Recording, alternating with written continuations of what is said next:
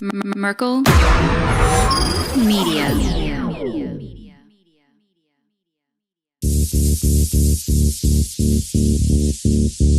What does the goddamn line say, Tony? Please do not use gendered language. Then what? I'll be arrested, put in airport jail? Well, you're going completely sideways, man. It's a big club, and you ain't in it. How dare you?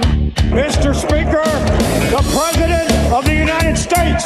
I'm Chris Hansen with Dave on NBC. Jack Marius Tac-Theratrix. Hi, I'm Spartacus. Jackson, Sacramento, he, him. Steven Seagal. Sex offender guard. I'm Keith Morris. This is Mumbai Gudafi. I'm Rick James, bitch. Sorting through the lies. The hijacker's passport was found blocks from the World Trade Center crash site, if you can believe that. We cannot track $2.3 trillion in transactions. And uncovering the centuries-long plan for world domination. Learning about Cuba, having some food. Let's talk about Chinese people. Have you ever been in a Turkish prison? Swangles in Fort Lauderdale? I have sent 6 of my Libyan missiles to blow up the Sears hardware department. Nothing could be more fun than jumping off a cliff with 2 German bisexuals. Oh, you English are so superior, aren't you? Thank you, comrade. And now, macroaggressions. That's what assholes call it. With your host, Buddy, I don't know who you are, but you're about to get chlamydia. Charlie Robinson. Hey, Whitey, where's your hat? You want to drop the blame on Charlie and say it's all Charlie's fault. He was a retard. I get some goddamn diuretic.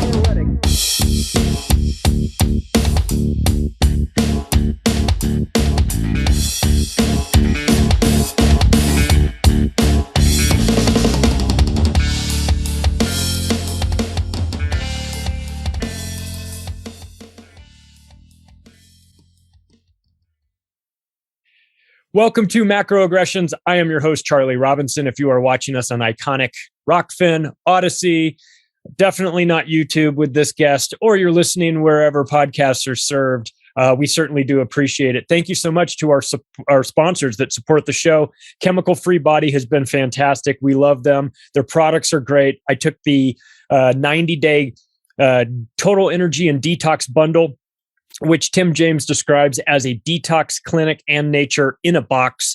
It really did a number on me. I lost a lot of weight. I wasn't trying to lose weight. Didn't think I had weight to lose, but it just made my body a whole lot more efficient. I think people should check it out. You should go to chemicalfreebody.com/macro. You can watch a short little video I did. You can read up about this stuff.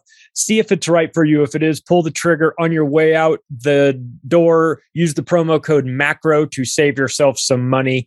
And look, we've talked about getting prepared. Preparing your body is part of this. It's really crucial. You want to be in good health, especially as we start to get into these. We head into the winter months here in the Northern Hemisphere. Start to think about these things, take some preventative measures, and be a step ahead instead of trying to play catch up. And as well, let's talk about prepping with My Patriot Supply. They've been fantastic to us. They've given us a landing page, our own personal one called preparewithmacroaggressions.com. You can check that out. They've got kits for a 4-week supply of food, also a 3-month supply of food. I think that this is one of those situations where you're better off just buying one of these one of these kits, knowing that it's taken care of once it gets delivered to you. Put it somewhere safe. Don't make a big deal out of it. Don't freak out your family, but just know that you've got it in case you need it. Call it hurricane food, call it an earthquake supply kit, however you want to brand it, so that it doesn't sound too ominous to your family. I think it's worth taking advantage of now. Definitely with supply chain issues, you want to have it. We don't know what these maniacs have planned for us for the winter months. We know it's probably not going to be good. You'll feel a whole lot better if you know you've got this taken care of. So look, whether you go to preparewithmacroaggressions.com and buy it from them, or you prep on your own and you just start thinking about this stuff and going to the grocery store and buying bigger quantities, just do something. Please just do something. You're going to want to be a month or two early rather than a day late on this. Believe me, you saw what happened with toilet paper. these maniacs out there. You're going to have to fight them for food. No, thank you. Be strategic about this. Take the additional step of getting yourself ready. And well, we've talked about 9/11 for a while. We've got the 9/11 issue or episode here, and when it comes to finding the right guest for this, it wasn't much of a choice to me. He is the producer and writer of Loose Change, one of the most transformative documentaries I've ever seen. It quite literally changed my life. He is a documentary filmmaker. He's a truth teller. He's a badass. I'm talking about Jason Bermas. Hey, Jason, it's good to see you. I wish we were talking about donuts and unicorns and sprinkles and rainbows instead of 9/11. But this is it. This is the most important event in our lifetimes. You were there. You had a front row seat to this. You then took the additional step of turning this into a documentary that woke up a huge number of people to what was going on. First of all, thank you for doing that. And second of all, I'd love to get your impressions on 9/11, what that meant to you, how that day played out, and why, of all the things in our lives that sort of grip us and get us excited, why was it 9/11 for you? Well, it's the preemptive issue. It's really the event that gets us to where we are today, Charlie, right? It's the one that really empowers the security state, takes away so many of those visual checks and balances, and has been that slow burn into what we now know as signature reduction, which 99.99% of the populace still has no idea exists.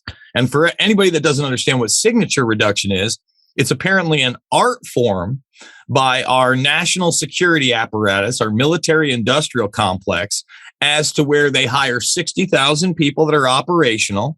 They are fully unaccountable. They carry out both foreign and domestic operations in this country, and they have all sorts of nice little classified DARPA goodies to work with.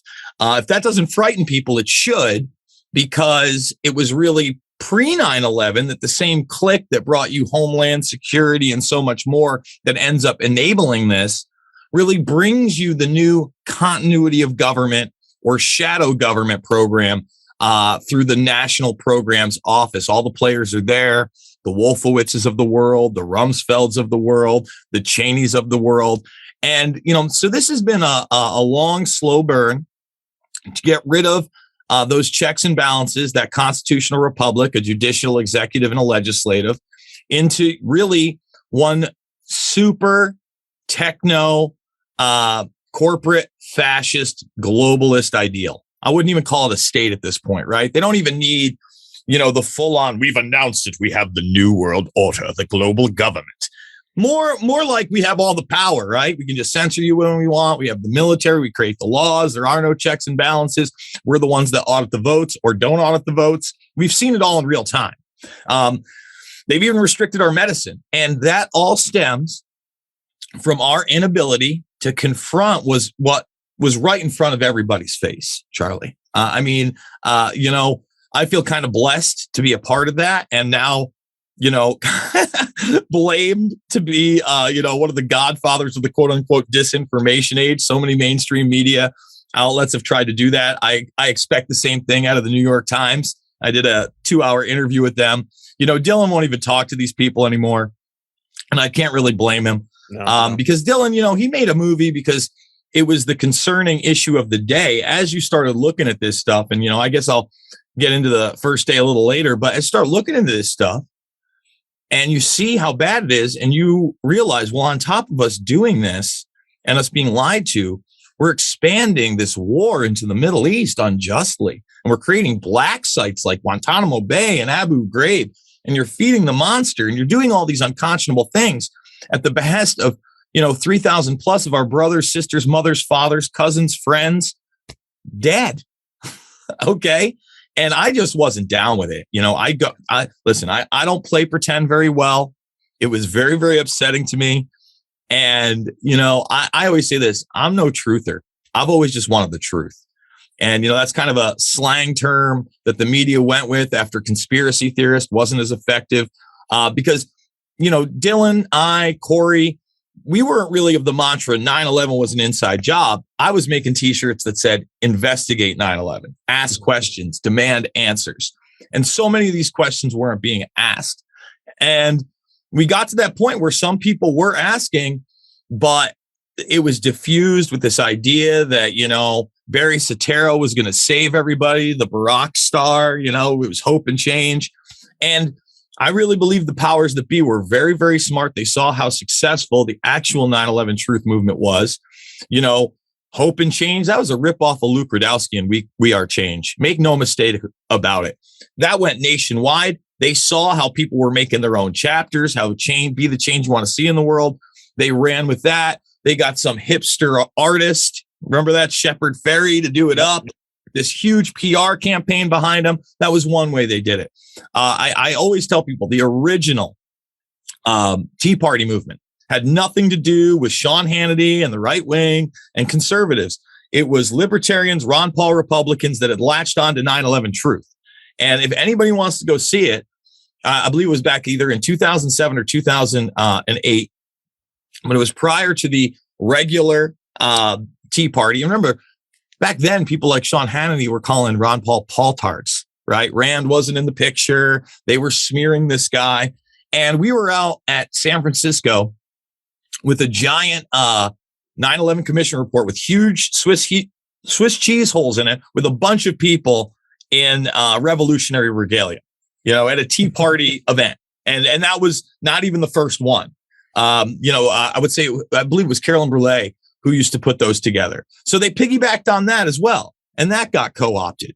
And, you could argue even into the hopium era of Trump and imagination land posts on message boards and secret indictments that never were and Guantanamo Bay interrogations and executions that never happened. Okay. And Trump's gonna reveal 9/11. He knew it was an inside job. He's gonna talk all about it. Remember all that? Well, the bottom line is the guy probably knows we were lied to. He's not a moron. And he's aware. He knows something's up.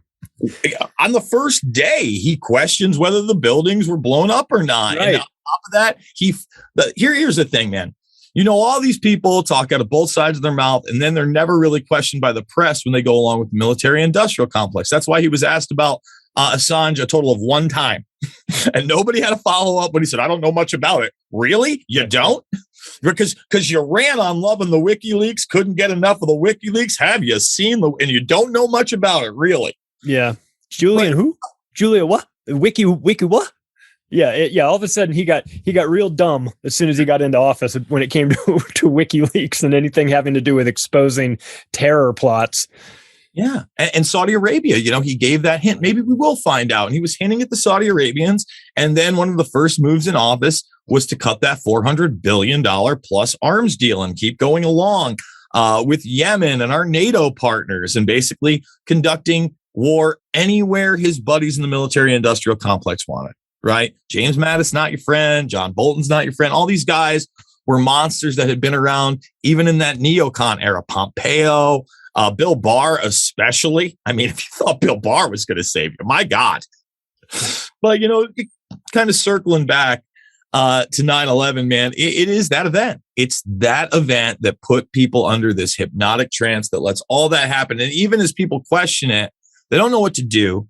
They want to believe in superheroes. Some people fall too far down the rabbit hole where they're just led in a telephone game. They don't really do their research, right, Charlie? They just all of a sudden give a retweet or, put it on a forum, whether that's malicious or not. I warned all these people about the QAnon nonsense. I warned them all. Like day one. I know how many Union of the Unwanteds that you were on back in the day, in the very beginning of it, while there was still some hope that this was a real thing with those guys. I'm just like, guys, have your come to God moment now. Yeah. That stuff is, but that all comes, like you said, all of this stuff sprouts out of 9/11, out of the post 9/11 world. You might say, well, how's that connected to 9/11? Well, when you start to realize that Department of Homeland Security, the Patriot Act, TSA, all these things that didn't exist before now exist because of 9/11. You find that 9/11 was this gift that keeps on giving to the establishment and to the security state, because as long as they've got this invisible boogeyman, well, then he could be around that corner, and they're coming to get you, and you should be scared, and you will take care of it, but you're going to have to give us, yes, you gave us a blank check to go into all these wars, and yes, we took away your rights, but we're going to need to take away even more of them, but it's for your own safety. So it's important for people, even, COVID, people go, oh, well, this is the COVID era. Yes, it is.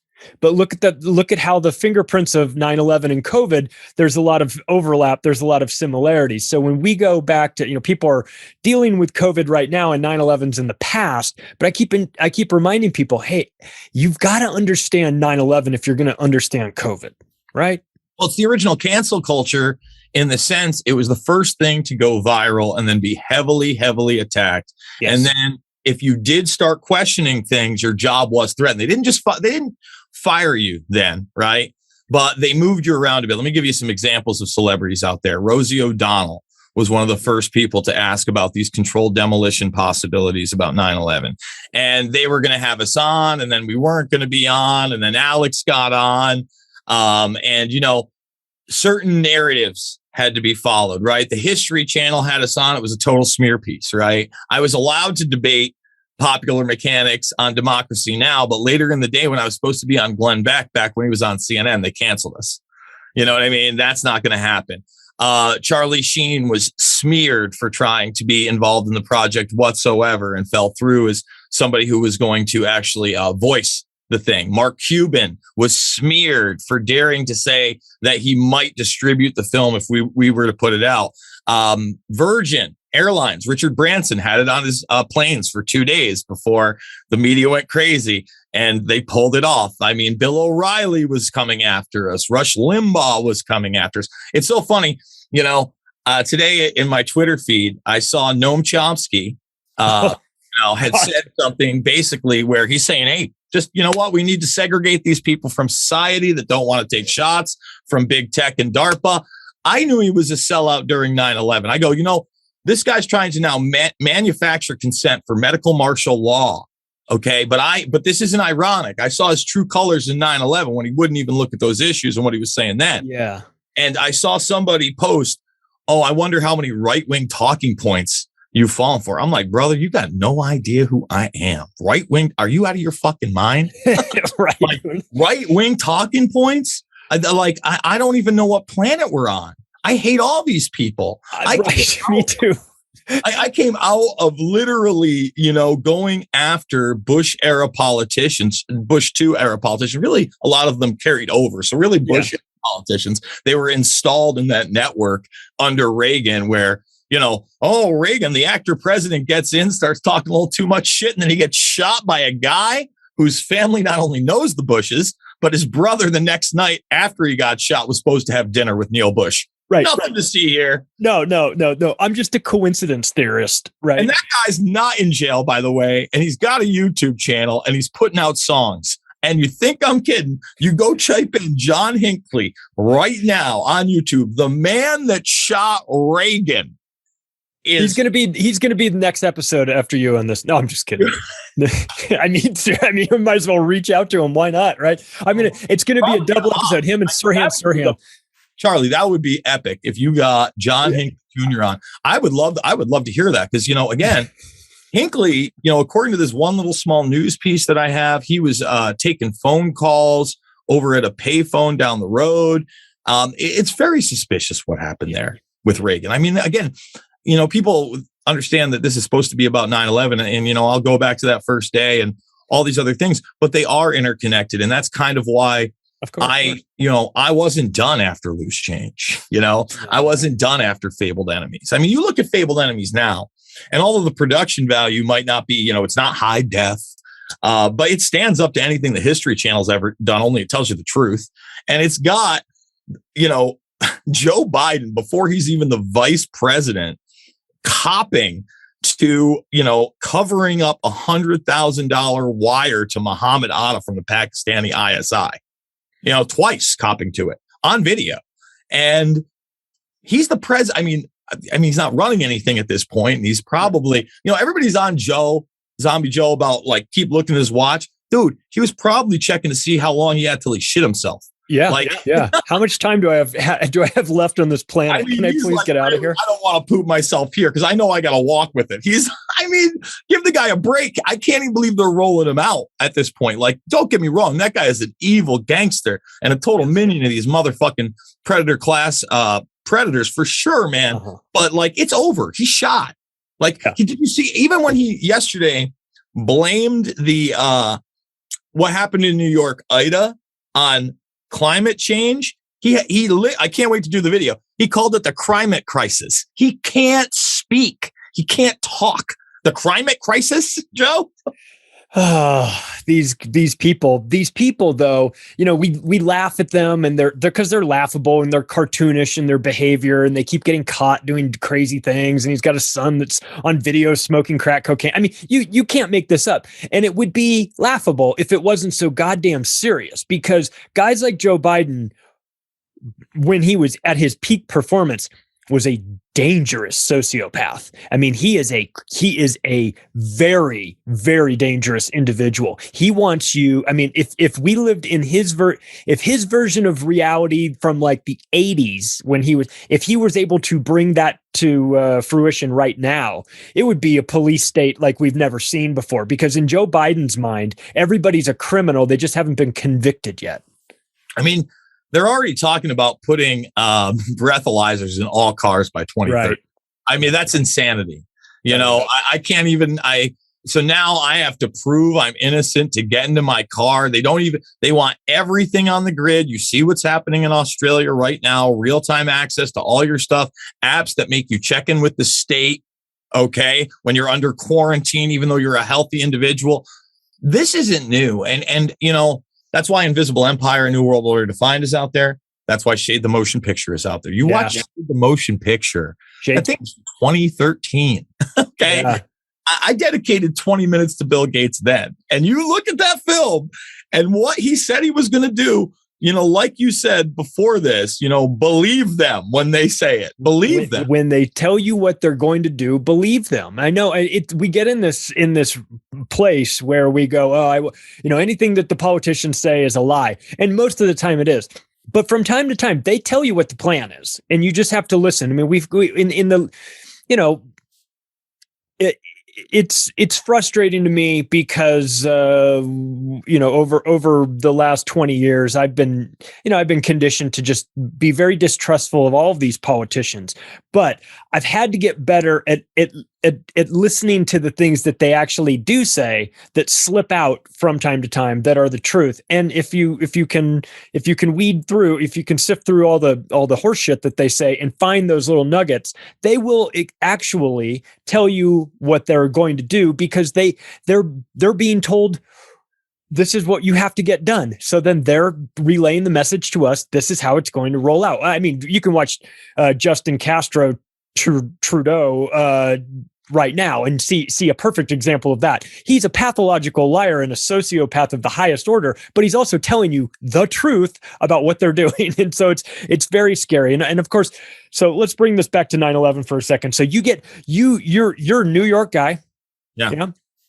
Upstate New York. So all right, so let's get into the morning of 9/11, right? Let's get into the morning of it. Yeah. So I'm 22 at the time. Okay. I just dropped out of college. I'm living with two of my fraternity brothers, and I'm working at the pizza shop late night. Basically, that's like my full-time gig. And I worked late night. I think I worked till 3 or 4 in the morning. So I was very, one of those guys going to bed at sunup all the time, nightlife, that kind of thing. And my two roommates are Long Islanders. This is up in Oneonta, New York. So it's a college town. So you had a bunch of kids from the city, but mostly Long Island. And then, so if their parents had made it in the city, they live out in Long Island. That's the deal there. And then there was a private school named Hartwick University next to it. And that's where you get your East Coast, rich Connecticut kids. So very much that group that was affected by this. And I remember my roommate, my buddy Joe, comes in, wakes me up, and he goes, dude, the towers are gone. I'm like, what are you talking about? Like, that obviously doesn't register. Yeah. So I'm like, what are you talking about, man? He's like, the Twin Towers are gone. He's like, planes flew into them and they blew up. I'm like, what the fuck is going on here? Right. So this is again 2001. So this is the era of, I think we got about 65 channels and like maybe DVR, right? Like maybe DVR for like 40 hours. That's what you get. Right. So I have no idea. This is probably about 11 a.m. Like I said. So I get downstairs and, I remember I didn't take a shower or anything. I just kind of threw whatever on. I start watching the news and I watch the towers come down, and immediately out of my mind, and then this is before there were a ton of videos out there of the planes hitting the buildings. Right. So you were only seeing on replay, like the dark, it wasn't the close up shots you got later and stuff like that. So every once in a while you'd see that. And I'm just like, this is not making sense to me, because they were gone. Everything's not making sense, but whatever. We're just in wild times. So who knows? So I step out the back, to go do my daily routine, to go grab a coffee and see what's going on. And my neighbor is already outside screaming, motherfucking bin Laden. And I'm like, well, geez. I go, dude, I'm like, what are you talking about? He's like, well, it's gotta be him. I go, well, how do you know? Well, these Muslims fucking hate us and da-da-da-da-da. And I go, well, and I specifically remember saying this. I'm like, well, wasn't it like a crazy white guy at Oklahoma City? Well, wasn't McVeigh a white guy? I'm like, couldn't it be anybody? Right. And he's like, no, but. And all of my brain's just going haywire at this point. Right. I'm not sure what to believe. I'm not sure what to think, but I'm certainly not thinking anything like nefarious, like inside job or anything like that. Okay. I want to make that extremely clear. So I initially have my questions, and all these narratives are being thrown at me for sure. But the next thing I really remember is just how absorbed I was in the 24-hour news cycle, because all channels, everything from MTV to Nick at Night, were running 24-hour news. There was nothing else on. There was no other option out there if you were actually switching through the TV. It was either that, or I believe, it might have been even within the first week, they had that big celebrity event where I think it was for the Red Cross that ended up stealing all that money. Remember that? They had all those celebrities. So there was a shared reality, right? Mm-hmm. There was no blogs or sites that I was on. I hadn't found InfoWars or anything like that that I was going to that was feeding me any other information. This is long before anybody could post on a video platform, let alone, if you were posting on video platforms, you basically had links to like ASF or WMV files, or, MP4s weren't really around, right? It was like MPEGs and all these other things, very compressed. People weren't doing it. So, initially I just kind of bought into everything. Right. I think at that moment, that was the most unified the country has ever been in the moments right after 9/11, before we had a chance to sort of sift through all this. There was like a collective, we're all in this together. Like that. I felt that for a second. Like I felt like, wow, like we were all, it was like very, almost like when you have an earthquake and everybody goes, like I'm from Southern California, you have a big earthquake, everybody goes outside, and then you're all standing out there with your neighbors, and you have this shared experience of going through this trauma together, and you feel kind of connected to one another. Even though they're strangers, you just feel like, all right, we all kind of went through this together. That was how the nation was, like for a day or two. And everyone was like, wow, we're all sort of like brothers and sisters trying to like make sense of this all. And then that ended. Well, I mean, especially on that day, cell phones were out too, right? Cell phones, first of all, weren't that big. All right. So, I didn't get my first flip phone till like 2004. It wasn't even a flip phone. It was one of those like pad phones or whatever. Nokia, but a lot of people, oh, you got something going on? I'm sorry. No, yeah, but so cell phones were down. I had so many people that couldn't get in touch with their parents. There was a lot of freak out moments, right? And then a lot of people had lost people that were aunts, uncles, friends, family down there as well. So that especially in that area, even in upstate, people, you're right. They were all like kind of on the same page, right? There wasn't much to question. Bin Laden did it, Afghanistan, yada, yada, yada. Early on, I do remember there were a couple pieces that kind of slipped through the cracks that made me question things a little bit, and the networks of these things. And I remember specifically how the media was laying out these elaborate underground tunnels and bunkers that they said that these people had, and all these things that you were buying into. And remember, this was well before the color-coded terror message, and we were going to Iraq and Saddam Hussein. It was really after, we dominate Afghanistan, and then the Iraq stuff starts, echoing in here. We're 6 months into this. We're closing in on a year. You start hearing this stuff. We're going to have to go into Iraq. All these other things are not making sense, right? And that's where kind of the narratives are twisting in my head. And I'm thinking to myself, well, I don't know. Maybe there's something more to it. Like, why would we want to go in there? We're trying to finish what Daddy, all these kind of like pseudo narratives that are out there. We're finishing what Daddy Bush wanted to do in the Persian Gulf War. That's my first televised war. Also, another huge moment and experience in my life and my generation. And it gets to the point where there are a couple things I see. First thing is when Lepentigate came out. And this was a book by Thierry Masson. It was out in France. And Fox and Friends was on. It was in the morning news. Now, I want to say this. It wasn't like I was just watching Fox News. I was watching everything. MSNBC. I mean, I kind of even got hooked a little bit on the 24-hour cycle in the Lewinsky scandal. I printed out all of Bill's testimony at college, all of it. I had I was interested in politics. Right. So we get to this, and all these guys are bashing this. And I'm thinking to myself, this guy's saying a plane didn't hit the Pentagon. These fucking French assholes will say anything. He's saying it's a government conspiracy. So my initial time that I hear of like a possible government conspiracy, I'm not only receptive, I'm kind of repulsed, right? I'm actively angry. The next time I hear about something, I'm hearing, basically somebody asking the question, what happened to our Air Force and where were these planes and why didn't we intercept any of these planes? What happened there? And it was on MSNBC. And I remember, okay, that's a question I should probably ask, right? But again, in passing, kind of goes through. It is not until I actually go to my old high school, which was about an hour away. Really small school. I graduated like 50 kids, right? 54 to be exact. And a couple of my friends, I'm a beauty school dropout. They went through it. They just got their teaching degree. They were doing their initial stuff at the schools. So they were working there. I was coming by to play men's night basketball in the school I used to suit up for soccer and all these other things.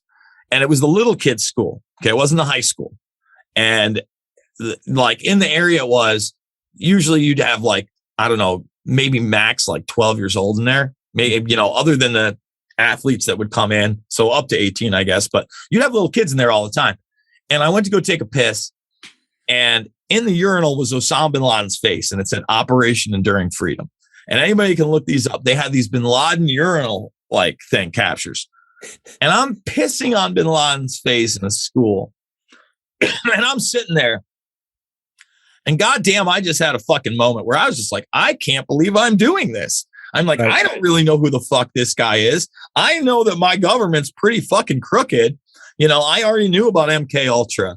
I'd watched The Men Who Killed Kennedy. I always figured, I always thought it was like a cover, the Castro stuff and the mafia stuff. I was like, our government definitely killed him. But I thought, because, I've been brainwashed that fucking America was the best thing since breakfast, and they had to kill him because he was a shithead. Right. like I really believed these things. I remember I was at Woodstock in 99. I turned 20 there, and I was just so encapsulated by all the Americanized propaganda. I was screaming stupid shit like, this ain't Russia, because remember, they were the enemy before the terrorists. Right. Yeah, of course. All the freedom in the world and blah, blah, blah. And just sitting there for like 90 seconds, peeing on the face of the most evil man in the world. I go, I better make sure this motherfucker did this. I better make sure. And so I remember that night, got done with basketball, drove an hour home, and all I wanted, I said to myself, Jason, we don't want to be biased. You want to just make this as, you don't want to type in 9/11 conspiracy or something stupid. Get a timeline of the entire day and see if there's anything there. Because I remember I had that thought in my head about the Air Force. And whether or not they got there in time. That was probably initially why I said, get a timeline, like do a little due diligence. Right. So imagine that, right? Yeah. That's all. Just a timeline of the day. You don't know much. You know what you saw on TV. Let's see if we can get like a timeline that's going to lay out everything that happened that day. So I find this website called, and I bet you it's still up there. Let's see if we can find it, Charlie. It's 911timeline.net. I'll be disappointed if it's down because to me, it's timeless. And, I still recommend it to people. Let's see if it's there. Come on, baby. Do it. Now it just takes you to Pfizer.com. Oh, it is there. And the Love Earth Network exists. Nice. So I literally found this. Okay. Now, if you see this, pretty extensive, right? Yeah. That's pretty long right there. But all it really is, other than this very, very top part, okay, is the most comprehensive. He puts these 5 things, and then that's it. We start right there, the timeline. What's the website address again so people can check it out? Yeah, 911 timeline, 911, the numbers, timeline.net. Okay, so as you can see, it is 12 a.m. right here. Okay, right there. They start at 12 a.m. and they legit end at 12 a.m. Now, this is the day of the tube screen and all that other stuff. And I literally printed the whole thing out, 40 pages. It was like 40 pages. And I'm like, well, I'm not in college. Let's do some homework, Right. So I start going through this thing and there's just question I'm having after question. First of all, the first 5 things that they lay out even before the timeline kind of opened my mind a little bit. That's interesting. Wow, the flights were that empty? Wow, that's really weird. I mean, I've been on planes before, especially in the morning. They're usually not that empty, especially big ones like that. Oh, we spend that much on defense outside of everybody else? And, these first things were pretty important. But I go through that thing and I'm just like... So then there's a sister site called 911standdown.net. That's basically just about the military response. And I get there and that's it, man. Snowballs from there. Everything they had there, I bet you have to go in the Wayback Machine for some of the links now. Yeah, but everything was mainstream news. And that tumbled me down this rabbit hole that we had really been lied to about 9/11. And I hate to oversimplify it, but the best way I can describe as to what really happened on 9/11 is not an inside job. That is a very simplification, and we don't live in a simple world. If you look at what's happening right now, obviously we have global coordination in what we're seeing with this COVID 1984 scenario. Guess what? Global coordination for 9/11. And this is an international intelligence operation with visible players in Pakistan, Saudi Arabia, Israel, here in the United States, period. That's exactly how I laid it out in the monologue episode of 9/11 I put out. When people say it's an inside job, I always correct them and say it's an inside and outside job. It wasn't limited to just being on the inside. It wasn't just us. It wasn't just them. It was a group. And the fact that, if you look at all the moving parts of 9/11, the fact that they actually pulled it off the way they did, yes, they made a ton of mistakes and things that we picked up and we've had real questions about, but the fact that they were able to pull it off at all is amazing, because you start when you're mentioning the Air Force's response and things like that. Like, those moves had to be made well in advance. Cheney taking over control and being able to allow, being in charge and being able to send jets in different directions. You when you lay it out on a big doomsday planes, Charlie, on the scene of both the Pentagon and the World Trade Center in video. These are command centers. Yep. These are high-level military personnel. They're on the scene, but our fighter jets aren't. Right. These are huge questions that were never asked. The E4Bs themselves, although we have visual identifiers, we see that they are there, have never been admitted to. The idea that I've been debunked on any level is a sick joke. I'll take on anybody. I'll debate anybody anytime, especially on this subject. Yeah. There's a lot of people that try to troll and get in there. When I say anybody, obviously I go with the mainstream narrative.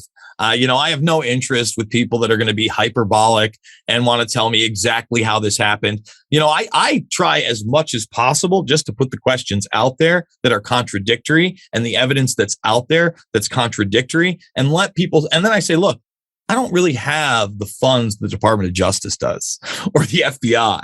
I don't, but I can show you all this stuff and I can show you where to investigate. And I can say that this actually happened. And we can look at this video and say, that's actually there.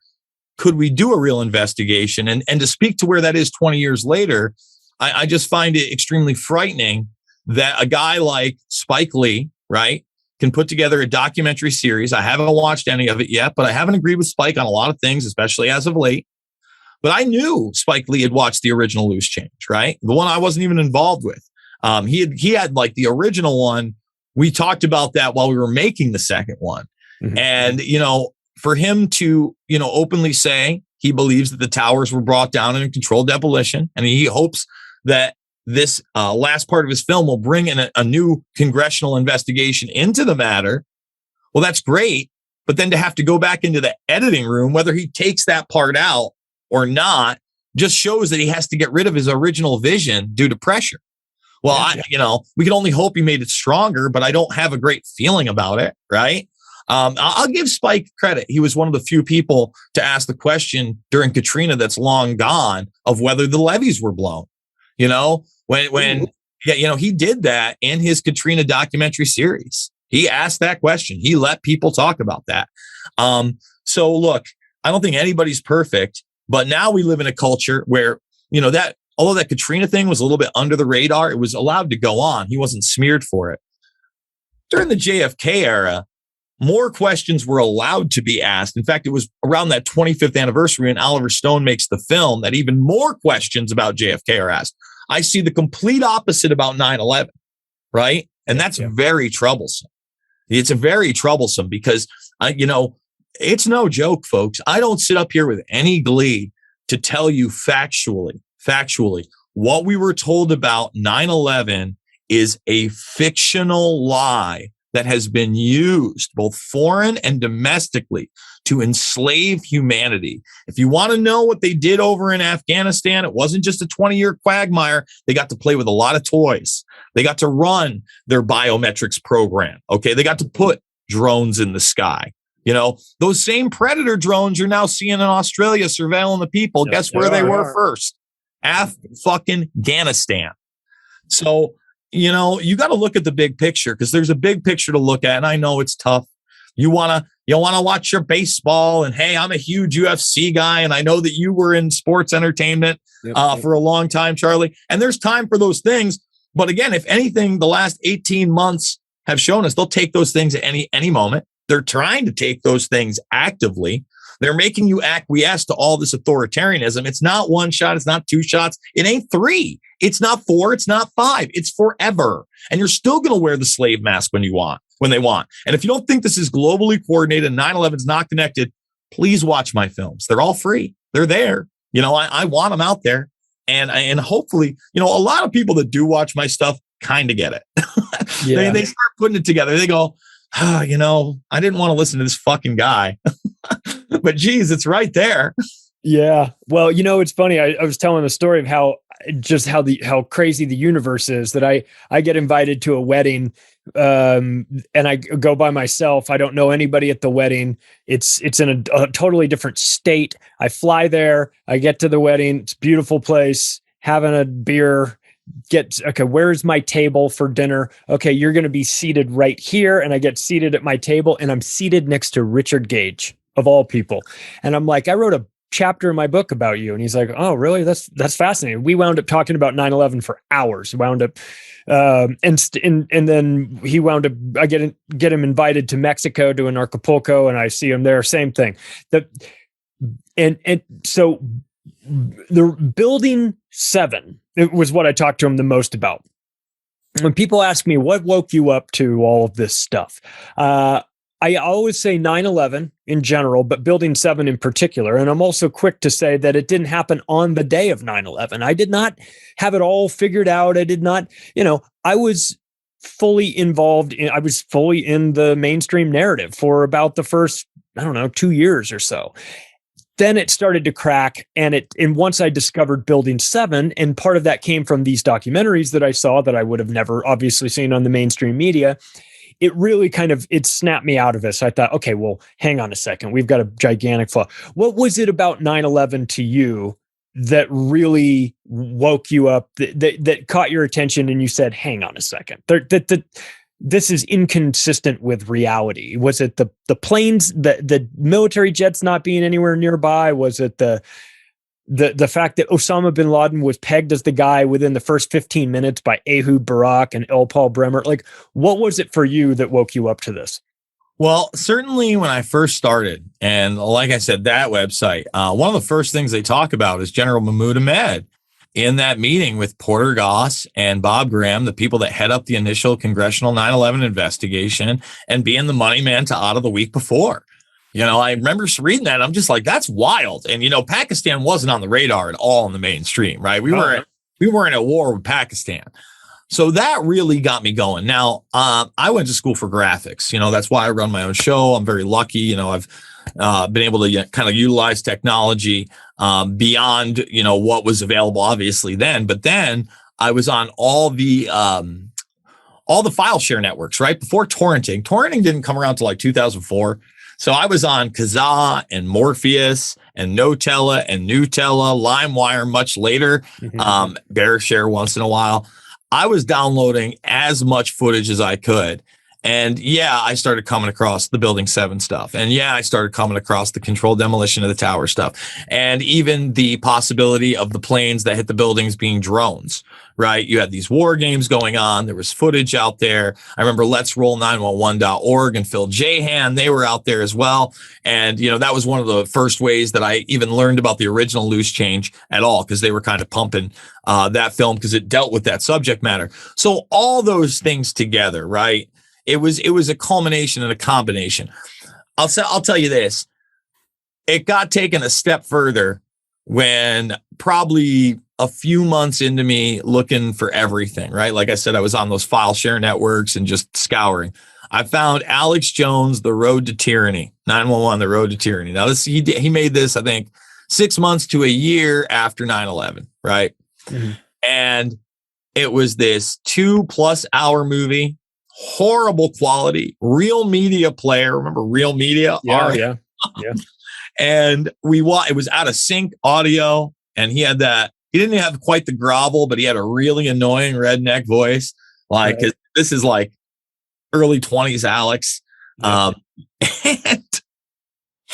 And I'm watching it, and he keeps talking about the New World Order. And, I liked it when he said global elite. When I hear New World Order, I'm thinking to myself, I grew up religious as a kid, very Christian on the side, Mark of the Beast stuff, microchip stuff that I think is fear mongering. New World Order, I used to hear, but I used to all think it was a conspiracy theory, right? Thought Satanism was a joke. Thought it was the goth kid that couldn't get laid in high school wearing eye makeup. Me too, man. I thought it was all nonsense and easily dismissible, but turns out it's not. I watched that film and I'm like, I'll prove this motherfucking redneck wrong. So, I'm sitting there and I'm like, that can't be real. And looked it up. I'd go deeper than the goddamn, 5-second bit that he would do and read through it. And I'll be like, oh my God, I can't believe this is happening. So really, that's how I got going. And I basically was the guy at the party that wouldn't shut up about these things, that was talking about John Kerry and George Bush being, second cousins on one side, ninth cousins on the other, both Yale, both Skull and Bones, rigged elections, talking about Bev Harris, all these things prior to meeting these guys in like 2004, right? Prior to the second edition coming out. Mm-hmm. And it was just really fate. I was the guy also, before you get DVDRs, you had 700 megabyte CDRs. So I would take a lot of the stuff I told you that I downloaded in these networks and put them into folders, and then articles that I would print into PDF format, right? And let people just see the documents or whatever, hand those out. So one day I'm at my second job. I just landed my first ever desk job as a college dropout. It was fucking amazing, Charlie. I had a secretary. I was a graphic designer at this place called Barton Butler Graphics, but still on the pizza hustle at night. And I'm talking to my delivery guy, who I still know today. He's a concert promoter these days, very successful. And I'm talking to him, and I hand him a disc with Loose Change on it. He goes, Loose Change. He goes, I know the guys that made this. Now, They were in DC when they made the original film. Corey was in the military. Dylan had moved down there to be closer to him. I had no idea they were actually from Oneonta and they had went to high school with my delivery guy at all. And I'll be honest with you, at one point after I'd seen the original, I prayed to God, and I'm not a big religious guy. I do believe in the law of attraction. I'd probably seen The Secret by then, and those type of things. And I literally prayed to God, I hope to get involved with these guys and this film. I go, this is the one that's going to change the world. Lo and behold, it happens. So he looks at this. He goes, I can get Corey down here right now if you want. I'm like, really? Really? And he's like, yeah. And he's like, Dylan's going to be moving back in a couple days. I'm like, yeah, do that. That'd be great. So Corey comes down and I talked to him for about an hour, and obviously I'm pretty talkative and I got a lot of information, and he just kind of slows it down at the end. He goes, listen, man, I'm going to come back here with the script to the second edition. I want you to go through it and you tell me what's strong and what's not and what might need to be added. I'm like, all right, awesome. Okay. So he comes back, he gives it to me. I remember the next day on the bus, I had a little highlighter and I'm just like, I'm kind of like, can't even believe any of this is happening. Right. I wanted to read it that night, but I was pulling crazy hours, right? The pizza shop still didn't close till 2-3 in the morning. And I had to be on the bus by before 7 to be at work by 8. You know what I mean? So, I'm on the bus and I'm groggy, but I'm reading through it. I still can't believe this is happening. I remember I get home a couple of days later and I have my laptop and Dylan comes over with Corey and he's they're both very skeptical of me. Like they've been approached by people at this point. And I'm sure, especially after being involved in this, you get approached by some wacky people. Let's be honest. Yeah. Long story short, Dylan starts seeing how much video I have and how much he wasn't in the first edition of the film, especially with the controlled demolition stuff and other stuff I had. I basically kind of just became a part of the team right there. Became buddies with the guys. Dylan was working on it on a literal laptop. So I would get home from work and he would come back down and start editing on the laptop. And, we'd watch The Simpsons or South Park together. That was a big thing. And that's kind of how I got involved. And then once the second edition was out, after we got the DVDs pressed, I was working in this print shop. So I was printing up our shirts. I also printed up all the sleeves, like the inserts for the DVD that you see on the outside. And in a short amount of time, we kind of went viral. Like I remember we had those initial Investigate 9/11 shirts, and we had gone to a Cindy Sheehan event in Binghamton, New York. And this is even before we printed up Loose Chain second edition and we're selling it. So I'm not even officially working for these guys yet still. And even when I was at the thing printing up the DVD, still not officially working, right? So we go there and we have like 3 burned copies of the DVD that we were sending the master for print. We wanted to give one to Cindy, of course, and have 2 on hand. And I forget who we gave the second one to. Well, actually, there were 2 news people there. So we gave one to the camera guy and the other guy, and so they could watch it. He interviews all 3 of us before watching it, thinks we're nuts, right? Investigate 9/11. Right. They watch the film. It ends up being a 2-part series on the local Fox 40 Binghamton. Now, this is before the time of embed and YouTube, so they have to put their own WMVs up. Like, they called us that night, like, after they watched it. The guy was, like, blown away. Right. Yeah, I bet.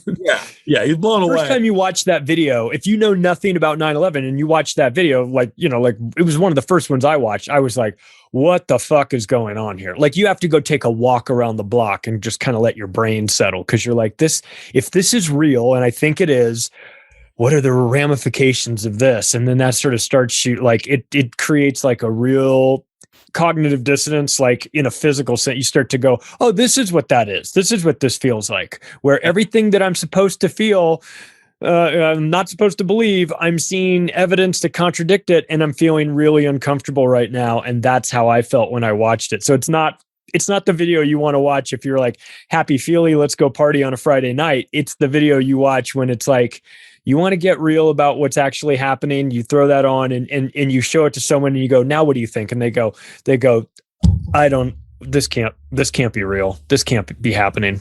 That's how I felt about it. I mean, again, we crashed their servers a couple times. That was the big thing. So so many people came down and watched it. And that was kind of the snowball moment. They still didn't get it. I had told them from the beginning this was going to, I thought we were going to get the investigation, Charlie. I thought we could win. Like, I felt that in my heart.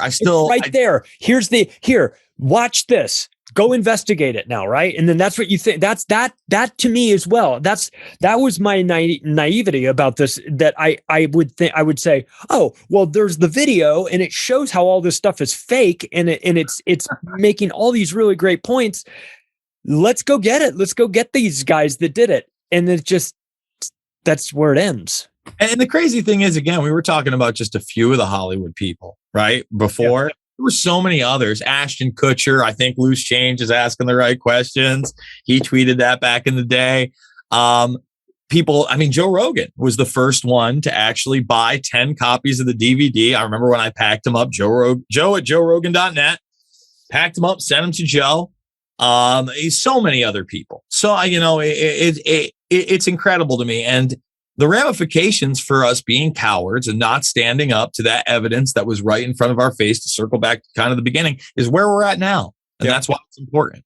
And the real question is, are we going to grow up in this very, very moment in history and realize that, and realize the same criminals are in charge and the same elements are in charge, and they've only gotten more power, and what they're doing to us now on a global level is so much more serious than what they've ever done before, despite their massive genocide that's repulsive. I want to say that. I'm not trying to marginalize how many people have been lost in the Middle East, how many people are going to be drone struck today and lost. I don't want to marginalize this, but we're talking about the global regimentation of all human beings. That's a quote from Roosevelt, FDR, when he was talking about Hitler, his New World Order, because it's not a new thing, guys. The New World Order is as old as it gets. We've been talking about a long time. And, yes, these men and their hypnotized followers call this a new order. It is not new, and it is not order. And that's actually enshrined in D.C. I put that in Invisible Empire. They got a statue of FDR with his dog with that very quote right there.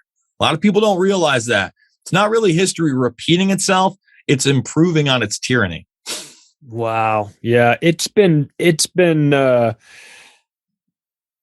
crazy to watch the overlap between the COVID narrative and the 9/11 narrative. And what I've realized is that the co-conspirators are the same. The media's involvement in this is, look, 9/11 wouldn't have happened. It wouldn't have had the impact that it had on us if it hadn't been for the media showing those, the made-for-TV event, the plane flying into the building, the fireball, the buildings coming down, the snuff film that we were forced to watch over and over again. While they pretend to put warning labels on things and say, "Oh, sensitive viewers, be advised that very dangerous content, very, very polarizing content coming up." Fuck. How they wanted us to see this. They needed us to see this. They needed us to watch those buildings come down, so that we felt a certain way, and that feeling could then be weaponized and say, well, if you don't ever want to have this happen again, you got to give us the blank check. You might have to give up some of your rights because we're going to do some things that we're going to need to do in order to make sure that this happens. And I remember the mood in America was, do what you need to do.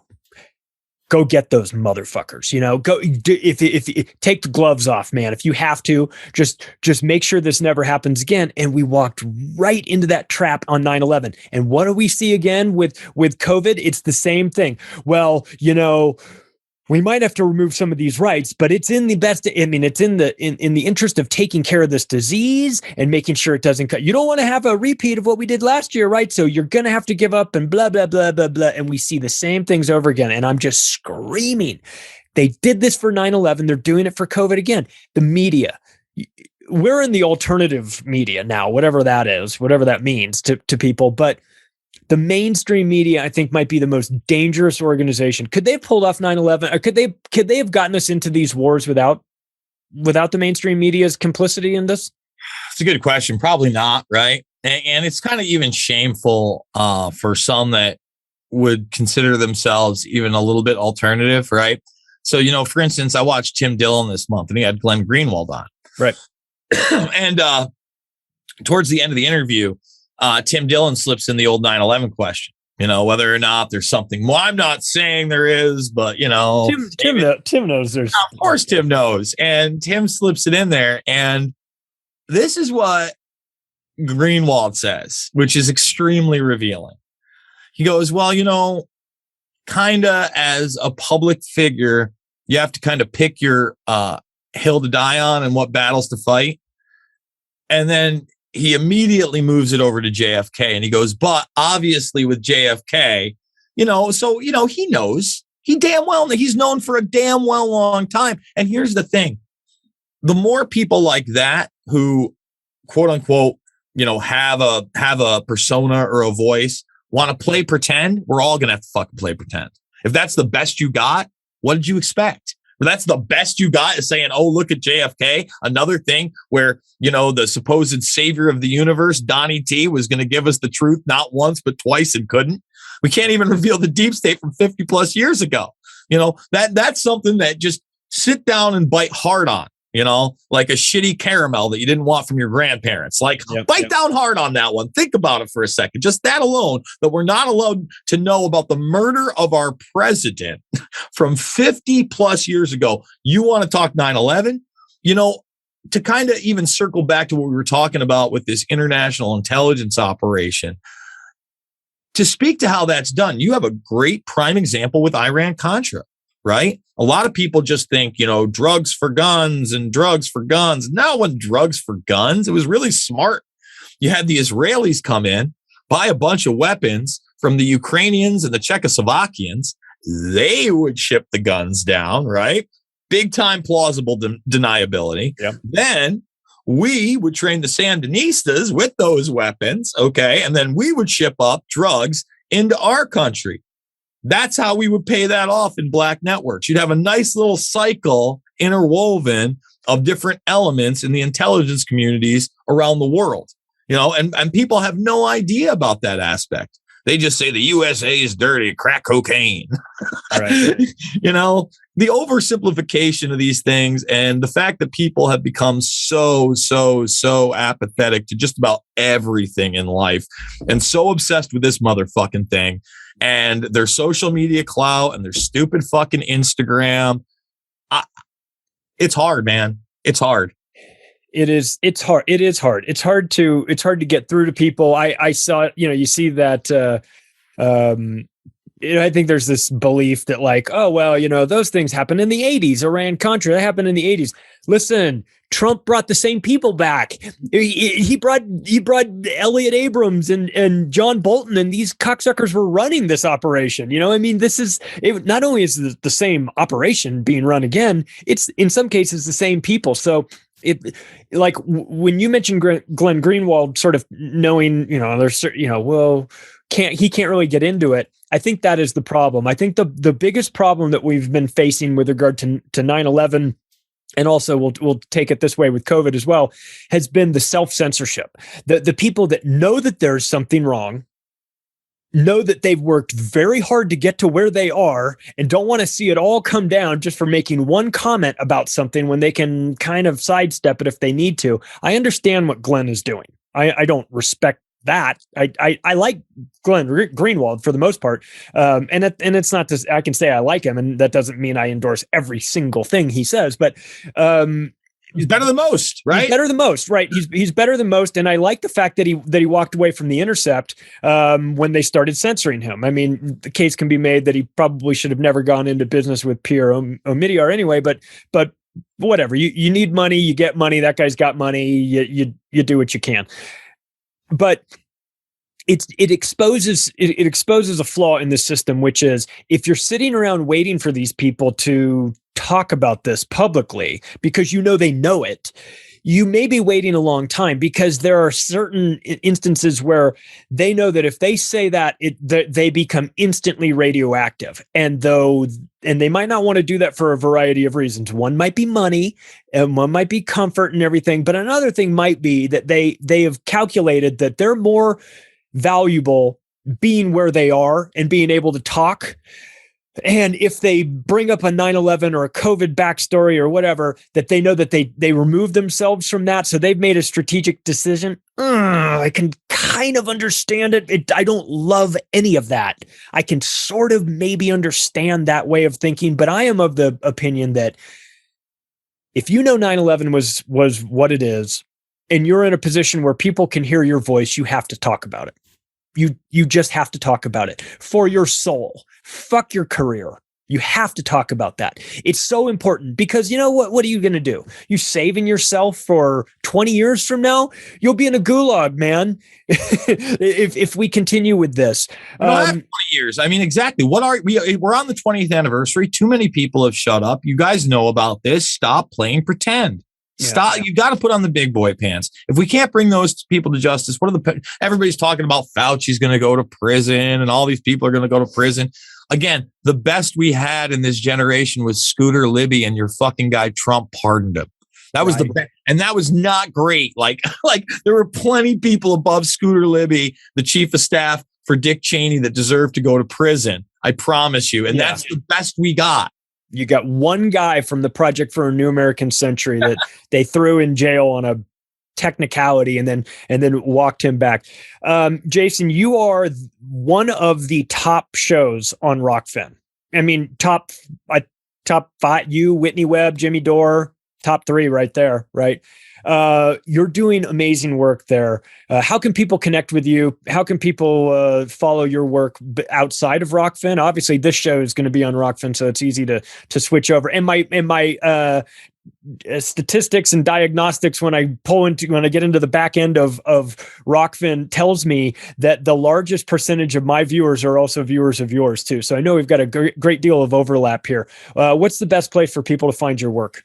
I mean, Rokfin.com/Jason Bermas has been great to me, but if you type in Jason Bermas anywhere, I always encourage people to follow me on Twitter. You see that down below, because sometimes I'll tweet stuff that I don't end up covering on videos, right? Because I cover so much or I get involved. YouTube, of course, but again, I'm openly having to self-censor there. And what's nice about this technology is that I'm triple streaming. So the things I can't say on YouTube, I say, hey, come on over. 99+% of my stuff is free. If you want to support me, great. You can now get a year long over on Rokfin for $100. You endorse me or Charlie, you get both of our content. I think that's great. And look, it's a platform that's empowering me through free speech. I'd be live streaming from Rokfin at these protests instead of YouTube as soon as the infrastructure's here for an app, right? Look, I've always encouraged people to take all of my work and share it. I want people to see the documentary films. I really do truly believe they're my best stuff, right? They're the stuff that's most effective in people opening their eyes. I haven't seen somebody that's watched Fabled Enemies start to finish and then been like, totally believe the Al Qaeda thing. Totally believe the Al Qaeda. Never once. Never. I remember, Charlie Skelton he used to write for The Guardian. He was one of the first mainstream people to talk about Bilderberg over a decade ago. The first time I was really getting down and talking to him and he brought it up and I go, dude, you need to watch my movie Fabled Enemies because, the things that you were saying are just not factual.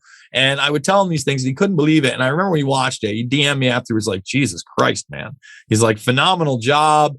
I don't know what to say. Obviously there's a lot more going on. So I hope that my documentary film career is not over. I think it's tough these days, especially with all the censorship. Could a film like Loose Change go viral? All my 9/11 stuff is getting age restricted on YouTube. When I say even my 9/11 stuff, we're talking about eyewitness accounts. My Barry Jennings interview has now been age restricted. My Anthony Saltalamasia piece, where I don't say anything. It's just him telling his story. An eyewitness at the World Trade Center that saved lives and was in the basement is now being age restricted by YouTube.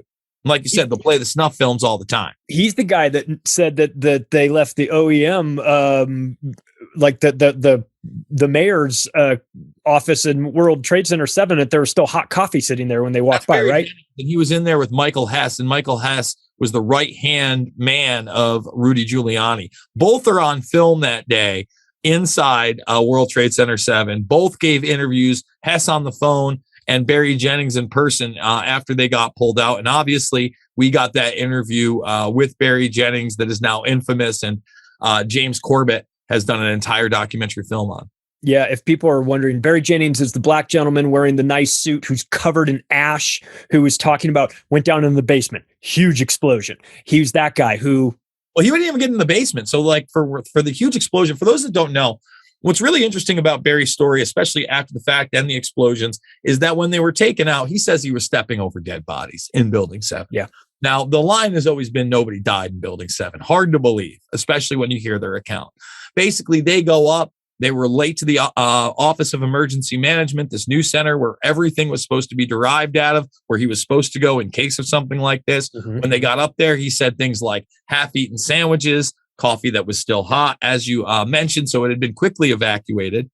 As they tried to get down, he says the elevators were no longer working. They got onto about the 8th floor, and an explosion from underneath them, went off prior to either building collapsing. That's when they went back up. They were later rescued by the firefighters after both towers collapsed, and they came down, and he said he was stepping over people. I mean, it's his own words. You know, the whole thing is out there uncensored, without any cuts whatsoever. People can try to say that I haven't done my due diligence.